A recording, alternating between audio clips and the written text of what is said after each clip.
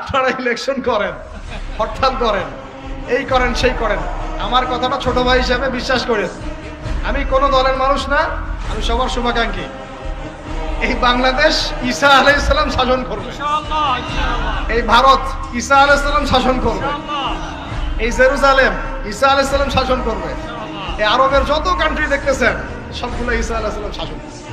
তার আগ পর্যন্ত আপনারা এই খেলা চালাইতে থাকেন, কোনো লাভ নাই, আস্তে আস্তে সব শেষ হয়ে যাবে। এখন একটা মজার প্রশ্ন, এই প্রশ্নটাই শেষ করি।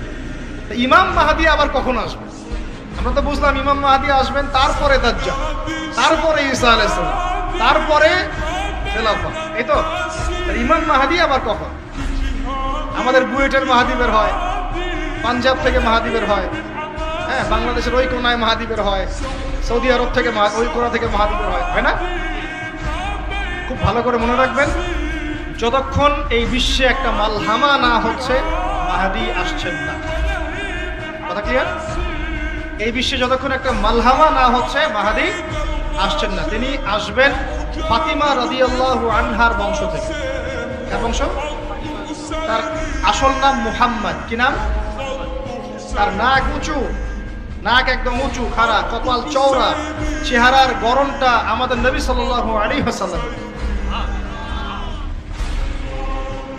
তার বাবার নাম হবে আব্দুল্লাহ, তার মায়ের নাম হবে আমিনা। তিনি দায়িত্ব নিতে চাইবেন না, তিনি দায়িত্ব নিতে চাইবেন না।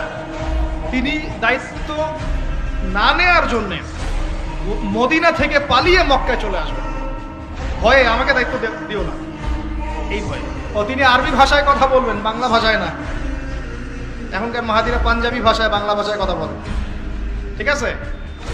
এবং এই কাবা ঘর যেটা আমরা তাওয়াফ করি, এখানে যে হাজারে আসওয়াদ আছে না, আর এই যে হাজারে আসওয়াদ আর মাকাম ইব্রাহিম, এই দুটো জায়গার মাঝামাঝি মানুষ তাকে চিনে ফেলবে, এই তো মাহদী।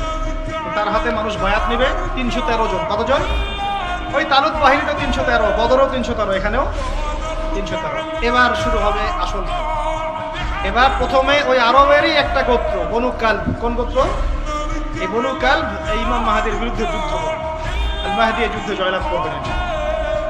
তারপরে সিরিয়া, শাম থেকে, শাম মানে শুধু সিরিয়াই না, ওই পুরো অঞ্চলটাই শাম, ওখান থেকে একটা দল আসবে এই মাহদীর সাথে যুদ্ধ করার জন্য। আল্লাহ পাক তাদেরকে মক্কা মদিনার মাঝখানে বাইদা নামক জায়গায় বসে। কোন জায়গা? কথা বুঝতে পারছি? এরপরে মুসলমানদের আর কোনো পতন নাই, আর পিছনে ফিরে তাকানোর কোনো সুযোগ নাই। মুসলমানরা আর মাথা নিচু করবে না ইনশাল্লাহ কোনো দিনের জন্য। তারপর চলতে থাকবে খালি ইসলামের বিজয় আর বিজয় আর বিজয় আর। আল্লাহু আকবার।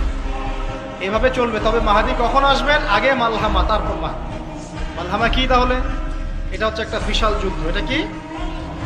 কেমন যুদ্ধ? নবীজি বলেছেন, এই রোমকরা, ইউরোপিয়ানরা তোমাদের সাথে অচিরেই চুক্তি ভঙ্গ করবে এবং 80টা পতাকা নিয়ে তোমাদের বিরুদ্ধে ওরা যুদ্ধ করবে। এই মালহামাটা হবে ইরাকের ফোরাত নদীর নিচেই হোক আর পাশেই হোক, আল্লাহ ভালো জানেন। ওখানে সোনার পাহাড়কে কেন্দ্র করে। কি কেন্দ্র করে? এই সোনা মানে সত্যিকারের সোনাও হতে পারে, অথবা তেলও হতে পারে, আল্লাহ ভালো জানেন। তেল তো এখন সোনার জায়গা দখল করেছে, করে নাই? এই বিশ্বে তো সোনা চলে না, কি চলে? তেল। তো এটাকে কেন্দ্র করে যুদ্ধ হবে। নবীজি বলেছেন ওই যুদ্ধে এত ভয়াবহ হবে যে 100 জন যোদ্ধার মধ্যে 99 জনই মারা যাবে না। একটু মাথা খাটান যে এমন কোন যুদ্ধ কি হয়েছে পৃথিবীতে যেটাতে 100 জনের মধ্যে 99% মারা গেছে? তার মানে এটা হয়নি এখনো।